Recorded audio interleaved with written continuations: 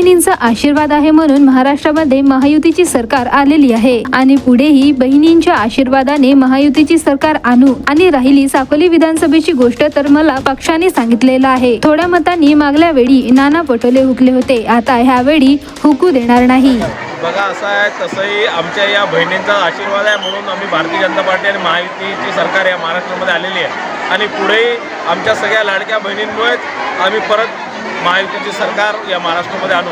आणि राहिली साकोली विधानसभेची गोष्ट तर मला जर पक्षाने जर सांगितलं तर निश्चितच साकोली विधानसभेमध्ये परत मागच्या वेळेस थोडीशाने नाना पटोले हुकले होते, आता यावेळेस हुकू देणार नाही। मागील 8 वर्षांपासून भंडारा जिल्ह्यामध्ये काम करत असताना जो आशीर्वाद मिळाला म्हणून मागच्या 4 वर्षांपासून हा रक्षाबंधनाचा कार्यक्रम आयोजित करतो आणि सगळ्या बहिणी राखी बांधायला येतात, म्हणून यावर्षी सुद्धा हा कार्यक्रम आयोजित करून लाडक्या बहिणींकडून राखी बांधून आशीर्वाद घेतलेला आहे।